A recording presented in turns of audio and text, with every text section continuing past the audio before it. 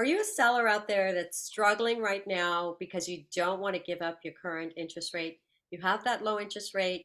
You may need to move, you want to move, but you just don't want to give up the interest rate. We are going to go through and let you know how you can actually get a lower interest rate.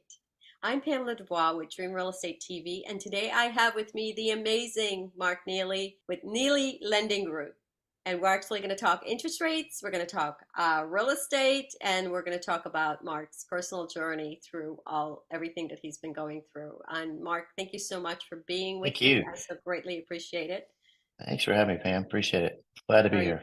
you're so welcome. You're so welcome. And I love it that you're actually, you're doing videos, you're out there, you're putting out content, you're just giving so much right now. Tell us a little bit about Mark, I guess, as far as the business side of Mark and starting with Sure. mortgages. I know you've been in the business for quite a while.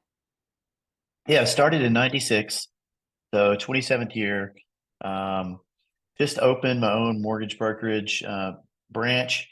So Neely Lending Group, we're powered by Go Rascal. Go Rascal is in New York City, and I have a branch here in Nashville. So I was born and raised in Nashville, and been mortgage banking all that time. I went to the broker side, which my first 5 years in the business, I was a broker. Went kind of the retail side. Always did miss the broker side because I knew it had more options, more flexibility with rates. Uh, my friend Scott Valens, who owns Go Rascals, the CEO of Go Rascals, he's been after me for a while. And you love it. You plug in here, you have more options. So the reason for the transition there was, sure enough, I mean, I'm able to provide better pricing. We get raw pricing. So, I mean, I get wholesale pricing from people. So when there's situations where, the builder or the seller needs some help, or the buyer needs some help with concessions, then I can step in and help them much more easily than you're dealing with a retail shop where you have multiple layers of management and everyone has to have sort of their cut. Mhm. I think the big knock on brokers, if there was one throughout the years, was, oh, you lose some sort of control of the file, which now that's really an old adage. It's not really true anymore. Now you have United Wholesale Mortgage, which is the largest mortgage company in America, and they really cater to us, the brokers. So about 60 to 70% they have of the market share for brokers, and that's a lot.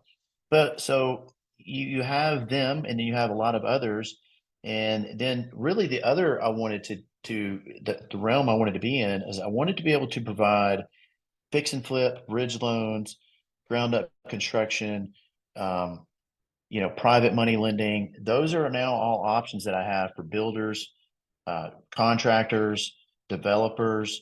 So now I'm able to actually go in and, maybe a developer is needing what's called horizontal money, and they want to be able to buy the land, and they need to get the land ready to build on. Well, now I can do those types of loans. Before, they have access to any of that. So I've put about 5 or 6, 7 different tools now in my toolbox that I just didn't have before, all while still being able to provide great service to my past clients and my realtor partners, the financial planners, CPAs, divorce attorneys, people that I work with. So um, that's kind of what I do. I've been in the top 1% in America and mortgage broker as a mortgage broker for the last 20 some odd years.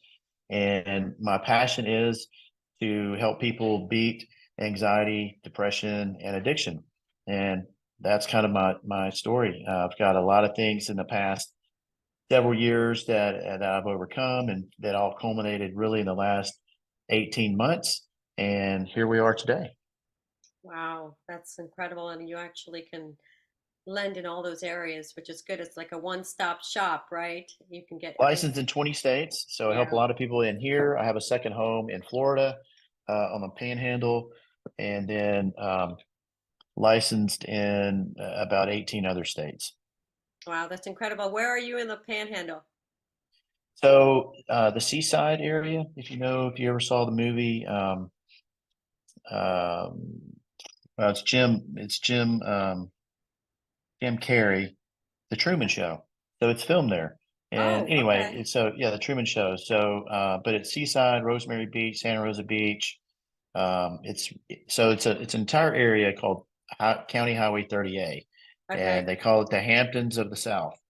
So it's just incredible. It's in between Panama City and Destin.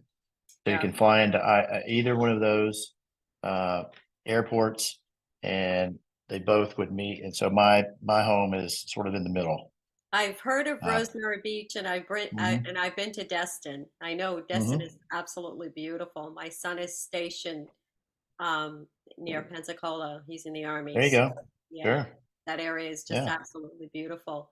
So So the let me 30A ask. is an entire area that's like incredible.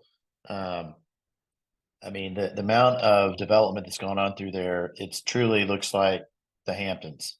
I mean, Yeah, it's incredible. You have $20 million homes on the beach. I mean, yeah, yeah, $15 million homes, so we're not right on the beach. Someday maybe we'll be right on the beach, but I mean, you don't have to be, to have the experience down there. But it's really a laid back area. No golf courses. There's no marinas. Um, it's all about the lifestyle experience down there. So Seaside is kind of the place where a lot of people go. It's all, I mean, 30A really is not that long. It's just, a few miles yeah. long. And then there's all those little tiny little beaches that they just have their own little area. So we get down about once a month. I have some That's nice. realtor partners down there, so we go down there and serve them, and we'll be down there for spring break or fall break. It is coming up, Yeah. um, and so in a couple weeks. But yeah, Oh my goodness. Sorry about the puppy. no problem. I had to do the same thing a minute ago. Of an English bulldog. I said, I'm in a "Shh." condo. I'm in a condo, and every time I hear a noise, it's like, yeah, let me close that Okay, door. sure, no problem. Yep. More edits and more edits. That's okay. So, all right, let's talk a little bit about interest rates. Where do Sure. you think the interest rates are going? If you So had a rates crystal are. ball, I should say. Well, there's really a couple of camps, and one camp says it could get uglier before it gets better. So Mhm. some people think 9% before we, see 5%.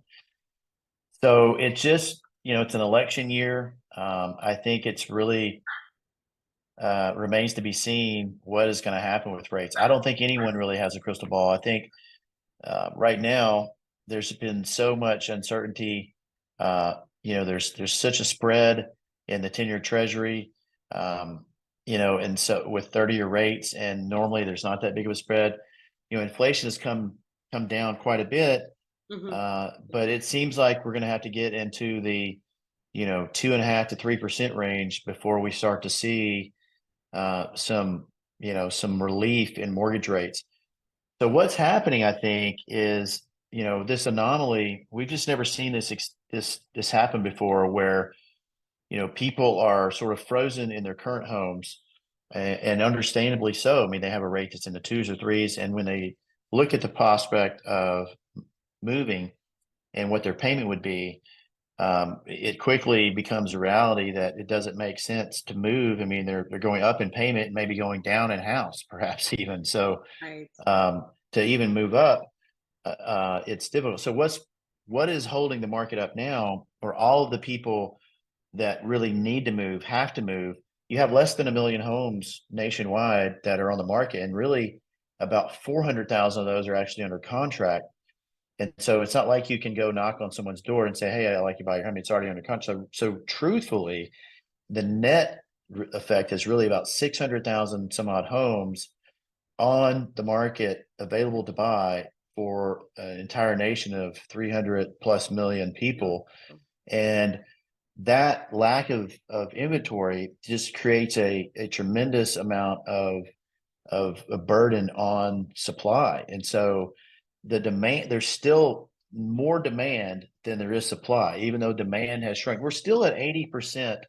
We're still going to close 80% of the homes that closed last year, even though rates have nearly tripled. Yeah. So if you think about that, that's pretty incredible. I think a lot of people think, well, we're doing half the transactions. It's not the case. I mean, it's 80% of the transactions that we're doing now that we did last year, but we're moving into the winter. Historically, at least in many metro areas, December is the best. If you look historically where prices are their best, December happens to be the best time to buy for a buyer. Hmm. That's when sellers are typically going to reduce their price because people start to, um, you know, they're not looking as much. The buyer pool goes down. They're getting ready for the holidays. Winter is upon them in areas in the north, and or where it's snow or inclement weather. Maybe you're not showing as many homes, so that's where people can pick up maybe a little bit better of a deal. Look, Pam, all we can do now is advise our clients what can we do to win. So Right. if you can afford to wait and wait it out, there's a couple of risks with that. One, you risk rates going down, and when rates go down, that's going to actually amplify the buyer pool. So more buyers are going to enter the market, more sellers are going to put their homes on the market, but it's not going to be nearly enough.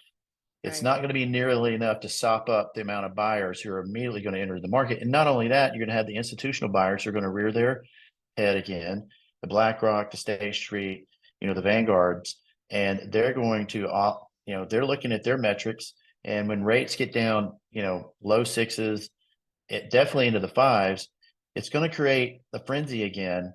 And that's where sellers are going to start to have a little bit more of an upper hand and be able to raise prices. And so when things slow down, you got to watch the media right now, because the media will present it as prices are going down. It's not that prices are going down, it's that the pace at which they're going up is slowing.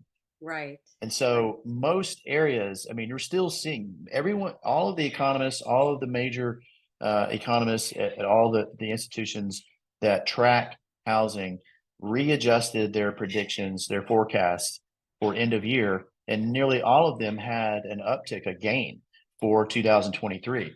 So even with rates going from the twos and threes up into the sevens, you still have enough demand to hold up a market. And that's the reason why prices are where they are and they're not going down. There's been no crash as many predicted. Yeah. Yeah. I mean, I totally agree with you too. Also, like, if the rates go down, yeah, you're right. We're going to have a flood of buyers on there. I remember, and I was thinking, it's like when we bought our first house, we were at 12.5% in 1985, 1986, right? And it's like we went down, it kept going down from there. So when you actually go into the reality of having a mortgage that's 2+%, it makes it harder for a seller to give that up and go to a 5, 6, 7%, maybe a 6, 7%, right? So talk to Mhm. us about buy down. If there's a seller out there that really needs to sell and they're just having such a hard time with giving up that interest rate, right? There's Right. such a thing as a buy down. A lot of people don't know what a buy down is. Can you explain to us what a buy down is? Sure. So when you're talking about a buy down, it's buying down the interest rate. And so there's an upfront cost for that. It could be 2%, 3%, 4%. And the more you're putting more, the higher the price. And 1%, when I'm saying of the loan amount, 2% of the loan amount, 3% of the loan amount. When you're doing that, you're able to buy the rate down with upfront costs. So you're paying some prepaid interest to get a lower interest rate over the course of the term of the loan. And so there's such a thing as what's called a 2-1 buy down, which is probably the most common. So the two most common are going to be a 2-1 buy down, which I'll explain, which is a temporary buy down. And then there is a permanent rate buy down. Now, with a 2-1 buy down for about 2 to 2.25% of the loan amount, the rate is going to be lower by 2% the first year. So let's just say rates are base level 7.5% right now. Unfortunately, that's we're in the seven. So let's just use 7.5. Okay. So the first year in a 2-1 buy down, the rate would actually go to 5.5%. It would stay there for 12 months. The next year it would go to 6.5%. And then after that, it would set at after 24 months, it would go to 7.5% and stay there for the life of the loan. The thought process with that would be that historically, mortgage rates follow inflation. So remember, the Federal Reserve does not set mortgage rates; they only set short-term rates. Right. But there's often an indirect relationship with the two. What really dictates mortgage rates is the way that mortgage-backed securities are trading. So treasuries, the way these products are trading on the stock market or on Wall Street, this is how what affects mortgage rates. And so there's just a lot of uncertainty. And what you had was you had the federal government buying their own mortgage-backed securities and buying mortgage-backed securities and artificially holding rates down lower after 2008. Once they stopped, the quantitative easing, then which was what they were doing. Now they're actually not buying them, and so now we've had rates go up. So it can be difficult right now to predict what's going to happen. So let me talk about like the permanent buy down. A permanent buy down is where you're paying points, which is again 1% or 2% of the loan amount, and you're getting an initial rate that's lower. So the question is, why would a seller do that? Well, if you're in a competitive market, where it's still multiple offers, you're probably not going to get a seller or builder to pay a buy down. But there's still plenty of markets that are out there where sellers and particularly builders who need to move these units, they need to get them off their books, who are offering massive interest rate buy downs. We're seeing people, with builders, they're offering 5%, rate. And some of those now that cuts me out. I'm not involved, but if a client, can get that, great. Yeah. They're not needing my financing, but it's usually because they own the mortgage company or they bought a block of rates and they at a certain price on Wall Street, and they bought them at 5.5%, and they just said, "Here, this is what you get if you buy a home here."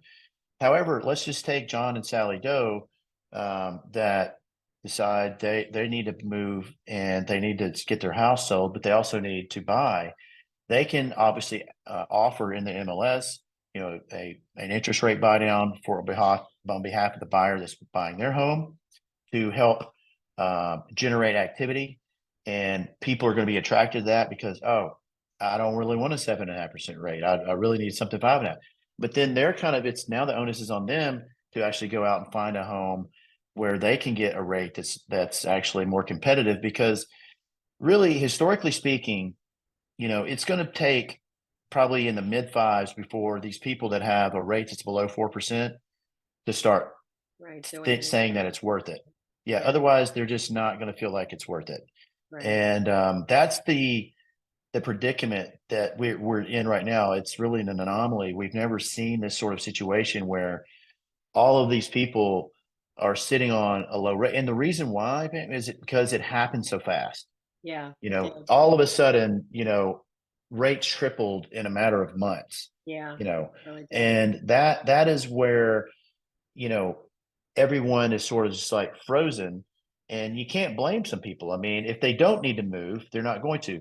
Now, I think what's also going to add to the inventory issue is a lot of these people may never sell their home. I mean, Right. the home I bought in Florida, we got a 2 5/8% rate. Why would I ever sell that?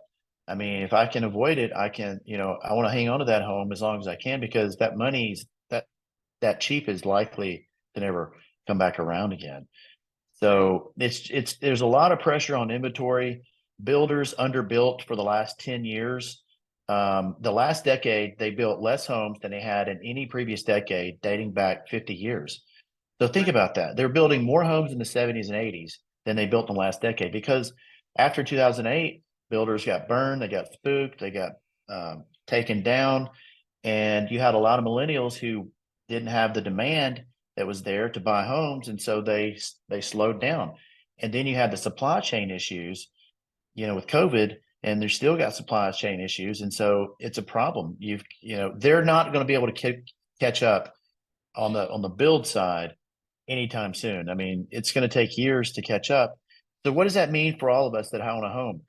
It's good news in the sense that your home values are not likely to go down, because you've got a lot of demand. You have a lot of millennials. We have more millennials turn the age 33 than we have in history. And what is the significance of that? 33 is the prime buying years historically of a new homeowner.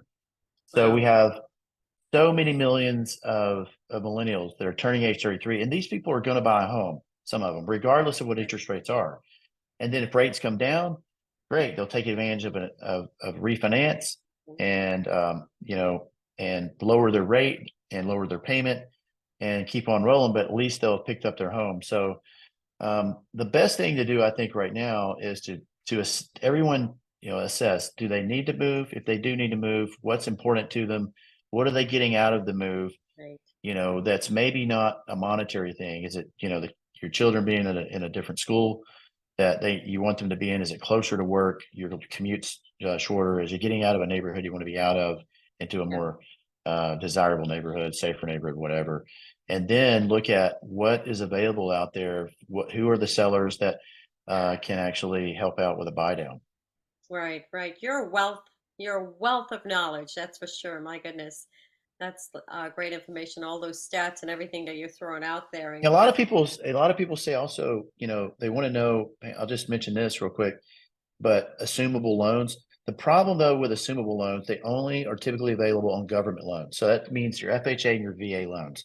So conventional loans, it's you can't really assume, your neighbor's conventional loan that you want to buy their home and they have a 3% rate. If it's conventional, you're not going to be able to assume it. And yeah, so that's just the unfortunate reality. So that is one that comes up quite a bit. And, I'm out there trying to educate, on my platform, on Instagram, right. TikTok, so I put out daily content, but that's a lot about what I talk about, those types of Yeah, things that are just kind of misnomers. yeah. What are your thoughts on sellers that are actually in not forbearance? What is that word? That they were actually basically forgiven not paying mortgage payments during COVID and possibly not still not paying mortgage payments. Did they do something with that? Um, I mean, most of the forbearance options are up now, so they have had to go Okay. back into repayment, and um, they can get financing once they've paid so many payments on time, and Okay. now they're back what's called bankable again. Okay. Yeah. Okay. So we don't see those properties, any of those properties going to like short sales or foreclosures or anything. I mean, there's not enough. I mean, there's definitely not. There's a lot of people, gloom and doomers, crash bros, as we call them, were predicting massive foreclosures due to a recession, Right. which seems imminent. But however, there's just not enough that's going to affect the market significantly. There's not going to be enough. No one can explain where all the inventory is going to come from to sop up the demand. No Yeah. one can really explain that. Yeah. And that's the magic question. And so, I think we're poised to have, you know, 2025 is predicted to be the biggest year ever in real estate. I think it could get uglier before it gets Yeah. better for 2024. Like I said, who knows? Rates could go higher. But here's the thing: if rates are going to go higher, maybe and if you're needing to move and you're waiting for rates to go down, and if you knew rates were going to go higher, you'd probably think, well, I should probably go ahead and buy before it gets worse. I Right. mean, look, I'm out here in the same, I'm an investor myself, and I feel the pain. There's a lot of anxiety, out there. Yeah. I don't know about you and your team and your clients and, your buyers and sellers, but there's a lot of anxiety. What are you seeing out there in terms of just people being stressed and, you know, expressing anxiety about this situation? Yeah, you know what? And so it's like you've got both sides, right? You've got the ones that are actually looking at positive outlook, and then you've got the doom and gloom people. Basically, it's like, oh my gosh, what's going to happen? The rates are low. We're seeing more foreclosures. We're seeing more short sales. But here I'm in the Washington, D.C. area, and I wrote an offer for an investor a couple months ago, and there were 50 offers on this property, right? So there is definitely the lack of inventory right now. We don't have the inventory. How is that going to actually pick up? Where we're going to get that inventory is a good question. Are these sellers going to move because, you know, of the interest rates? But, thinking also if a seller, what their goals are, you know, if they're going to go into the final home, maybe they need to move up it makes sense for them to actually go ahead and buy that rate down because that's going to be their final home. They can turn around later and refinance. But yes, there is a lot of stress. There is a lot of anxiety out there right now in our world, and not even just for the buying process and the selling process, right? It's just a lot of things that's going on in our world right now. And I'm one to not watch the news. So if you told me we're at war, I would have no idea because I do not watch the news. I have no idea what's going on. But Right. yeah, we're speaking anxiety and going into depression and all things like that. Basically, definitely a lot of that going on right now in our world right now. And wanted to talk a little bit about that with your journey because you've actually been there and Mm. talk to us about that. Yeah. I mean, some not so many years ago, the mortgage lender and real estate profession was ranked, typically ranked as one of the most stressful positions that you can be in, and Yeah. vocations. And so, I mean, you're dealing with transactions where people are buying a home or selling a home and moving their entire family, uprooting. And so there's a lot that goes in, as you know, dominoes that fall. And so, I noticed as a child that I had anxiety, and I think it was officially diagnosed in my early 40s. I'm in my 50s now. And, um, I was on a medication, which I soon realized that probably, I was just sort of a slave to. I really couldn't, it was 60 milligrams of Cymbalta. Um, and it just, at the end of the day, felt like that I was um, really not treating what the underlying root was. So I decided, to get really down to the nitty gritty and start reading and researching. So I figured out neurofeedback therapy, which is where you have a brain map of your brain. Uh, there's places in your area. If you look up neurotherapy, neurofeedback therapy, yeah, they analyze the trauma that's gone on in your brain. We've all had trauma of Hmm. some sort, and then they're able to actually do this therapeutic um, process to where you have like these little sensors that go onto your head, Uh-huh. and it actually um, sends signals to create new neural pathways, and actually heals your brain. So it's been around for about 20 years. I go to Tennessee Neurofeedback here in the Nashville area, but that's been a huge help for me. But then even just sauna, cold plunge, cold showers, you know, gratitude, expressing gratitude. A lot of these things are people, they've heard of it, but you actually start doing them, and stacking wins and stacking them all together, then it actually starts to really help. And, a CPAP is something as simple as sleep. I mean, I was Yeah. snoring and I was waking. I mean, you have a uh, sleep study done, you realize I've been waking up 26 times an hour. And, Wow. so you can only imagine, the quality is diminished of your actual deep sleep, your REM sleep. And, these are the types of things, your diet, cardio. Like I hated running, hated riding a Yeah. bike. What can I do? I figured, well, I can certainly use a treadmill and crank up the walk. I can walk Yeah. and, walk uphill, and, and you can actually, the coolest thing, I think, the brain hack or the big hack for me is to read while I'm walking uphill on a treadmill. So Oh, now, wow. or return some messages or like some emails. So I'm able to do something like two things at once. And, you know, it's just a sort of a whole, you know, time hack, so I'm able to kind of do two things at once. But, my passion now is to help people overcome. I mean, I was, I'd gotten to a place where cannabis was a big part of my life, that I wanted to make sure that that was put in my rearview mirror. So if people struggle with that, it can be Hmm. hard to get over. It can be a crutch. It's legal in most states. I will Yeah. never shame someone or think somewhat negative of someone for using it. For me, I felt like it was helping with my anxiety. At the end of the day, it Yeah. was actually exacerbating it. And so, um, and it really wasn't treating the issues. That my issues still were there. Yeah. So I think there's a lot of things people can do. um there's psychedelics that people do that help them sort of have a breakthrough. And really what's going on there is the neuroplasticity in your brain is actually increasing. So when you can Mhm. increase the neuroplasticity in your brain can actually get rid of trauma. You can heal. You can get rid of bad habits. I mean, there's people that do psychedelics that no longer drink alcohol, Yeah, and so it needs to be in a controlled environment. This is not like, hey, you're doing mushrooms with your college buddies.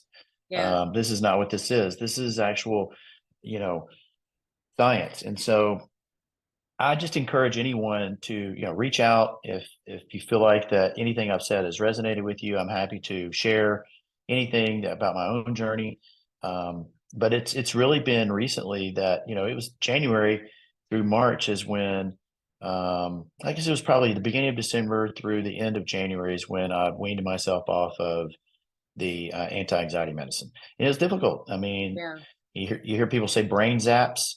Those are a real thing. It's kind of like a lightheaded feeling when you turn your head and your eyes right, feel lazy, but it's just a weird feeling, and it's not cool. Let's just say it's not a healthy feeling. And what's happening is your brain's getting adjusted to not having you know those those medication. medications. Yeah. Yeah, So, it's but yeah, incredible. thanks for asking. I mean, I think now more than ever, like you said, try to avoid things that trigger like news. I mean, unfortunately, the news can be a huge trigger for people. Yeah, We're kind of reporting the negative side of things all the time. I mean, they're in a profit business. So, CNBC has wrongly predicted a housing crash like 9 out of the last 11 years. Um, you yeah, know, it's incredible. it's kind of scary when you think Yeah, about that. Like it's scary in a way like that that they're just putting it out there and it's wrong every time. I mean, so it's unfortunate. So you really just I'm with you. I think, you have to really sort of watch your screen time and yeah, be mindful of that and do the things, get out daily sunlight, go for walks, do the things that, we our brains weren't designed for all of this, technology and busyness. You have right, to take the time to go back. I mean, think about just even so many decades ago, we just didn't have these screens. I mean, you called someone, if they weren't there, well, you called the next person, right, didn't even right, have an answering machine. And so you rode over to their house or something. So right. now, I mean, technology can be a blessing. It can be a curse, as we all know. So it's Yeah. very difficult because, you know, you sort of just have to have this. Now that it tells you your screen time. And I don't know about you. I'm shocked sometimes, right? About what Right. Yes, it does I'm tell you. It's like, what? Yeah, you're so doing what? right. If we could just actually take a break, Mhm. maybe 1 hour a day from, just looking at our phone. It's like, when was the last time you actually didn't look at your phone for 1 hour? That probably never Yeah, happens unless you're sleeping at night, right? You're yeah, constantly, yeah, looking at your phone, looking to see what's going on, Facebook, YouTube, everything on there. So yeah, our world right now has definitely changed so much, and taking that break. When you go outside walking, leave the phone at home. But I love what you said about the treadmill, which is a great idea. You're doing the treadmill and you're doing, answering emails or reading or whatever. So you're actually not even concentrating on the treadmill. You're walking uphill because you're doing other things at the same time. Because sometimes we can actually go, oh, no, I don't want to walk. I don't want to run. But if you're doing something else to take your mind off of it, or maybe listening to some good music or something like that, it goes by really fast. But I think that daily exercise and putting that in your daily routine is really important. And how you start your day is also, I think, really important too, is making sure hmm that you have that mindset when you start your day, and you're not just getting up and hmm rushing out the door, taking some time to, do some devotional or something like that to start off your day. That's me in the morning.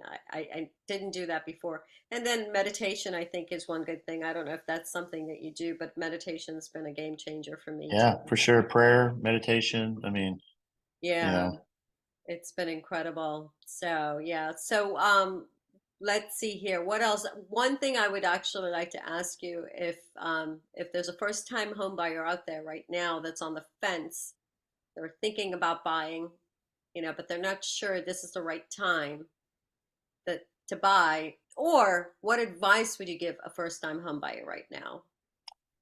Yeah, I mean, what do you stand to gain from buying a home? I mean, there's a lot of benefits of home ownership. Yeah. The average renter has a net worth of about $6,000, and the average homeowner has a net worth, I think, of about, was it $240,000? So it's quite a difference. Um, so it's a pathway to build some equities, to build some wealth. Right. Um, but I would never have someone stretch, themselves to where they're not comfortable. Right. Um, I would also encourage, to maybe if you can look a little further out away for your first home, maybe not right in the middle of town where it's your city that you live in because it's going to be more expensive. Right. Um, and then if you're handy at all and can buy something that's maybe a little rough around the edges, that, I'm not saying get in over your head, um, but if you can get something that's a little rough around the edges where you could add some TLC to it, then you're going to pick up equity, what's called sweat equity, where you can fix it up a little bit yourself. And I'm not talking about taking down walls, but Yeah. cleaning it up quite a bit. So the biggest thing right now is going to be patience. Yeah. It's going to take a lot of at bats sometimes, um, and and if you like the home, I would be aggressive in the offer. I wouldn't, because there's just so few out there. If Right. you really want the home, then be more aggressive with your offer. If it's kind of like, and here's the thing, your first home's not going to be your dream home. It's just not. I mean, none of us lives in our original first home. So if you can just check off, three and a half of the box of five of the boxes, then maybe that's good enough. Yeah. But you need to be able to afford it. I would ask for some concession. You need a great, realtor in your corner that's a good negotiator. Um, and I wouldn't go directly to the listing agent. A lot of people don't even know that, it's the seller that's actually paying the closing, or, the real estate commissions for both sides. Yeah. So it stands to reason. You wouldn't go to court and use the defendant's attorney or vice versa. If you knew it was paid for and you could get your own attorney, you would get your own attorney. It's the same concept. So now, if you're kind of graduated past that and you already know that sort of information, you're kind of out there, kind of in there, and you're getting discouraged. It's just understand that there are some solutions.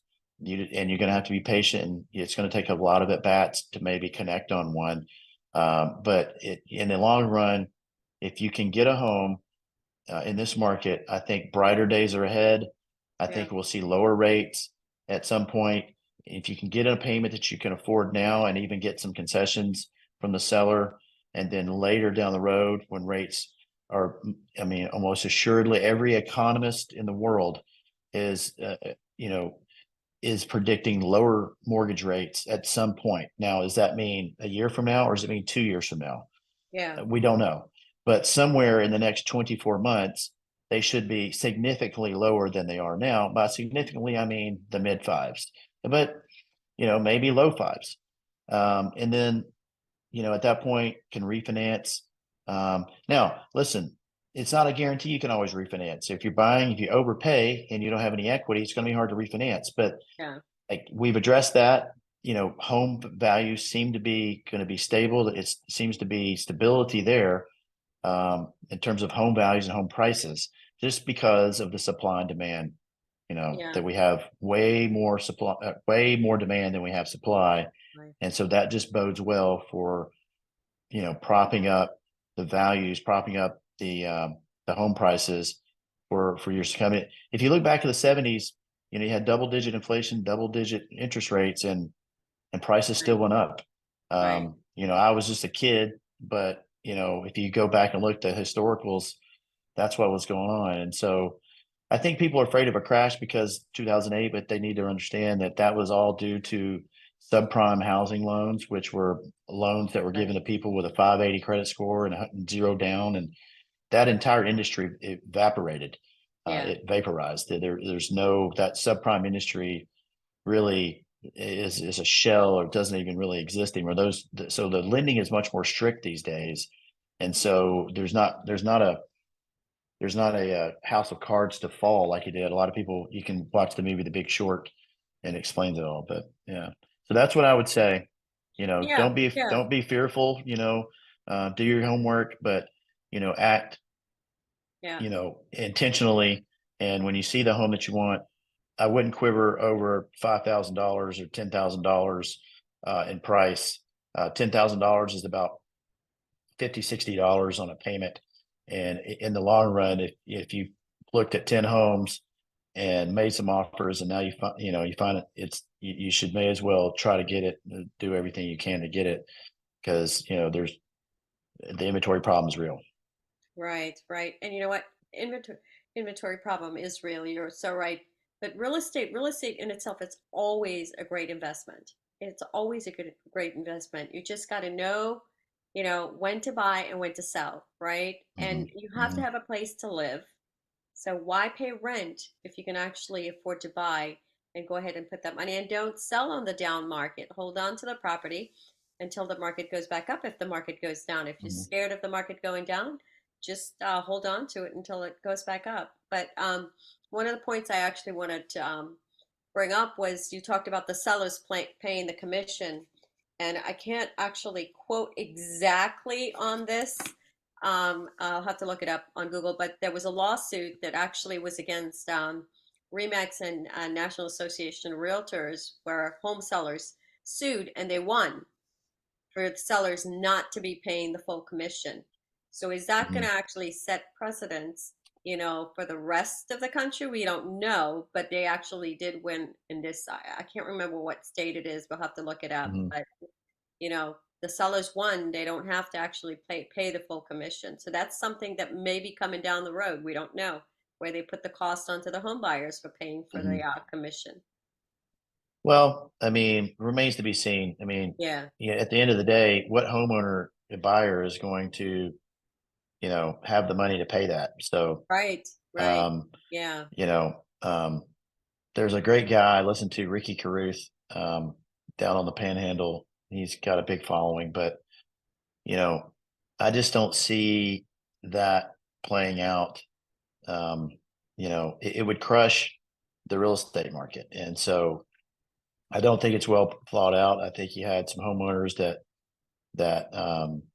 felt like they had some sort of a beef and got together, and so that remains to be seen. To be interesting to see how that plays out, but Yeah. Yeah. it's really, you need representation, and who's going to want to go about buying a home on their own if they've got to put up front the costs for an agent.